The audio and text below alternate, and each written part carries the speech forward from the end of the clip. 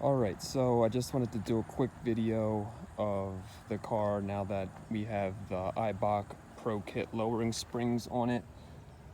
Also the lug nut with the bolt conversion and wheel spacers. So basically the Eibach Pro springs, it's a 1.7 inch drop in the front and a 1.2 inch drop in the rear. I went with 13mm spacers in the front and 15mm spacers in the rear. So basically I haven't really seen a whole lot of videos of Eibach lowering springs on this car. I see a lot of the H&R lowering springs on YouTube, but maybe one other Eibach kit. So I just wanted to make a quick video and kind of show you guys what it kind of looks like. And here's the bolts. It looks so good.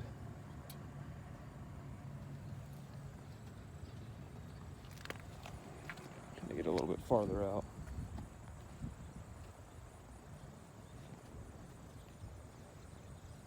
I'm not sure how it is turning up on video, but in person, there's a huge difference in the ride height. If you're in the Maryland area, definitely check out Kinetic Auto Works. They do all the work on my car. I'm going back to them for the downpipe and the EcuTech tune in a couple weeks, so I'll probably have another video up of that. These wheels, they aren't the launch edition wheels. These are actually powder coated. So I went with satin black. I hated the look of the wheels that it came with, the half silver, half black kind of chrome.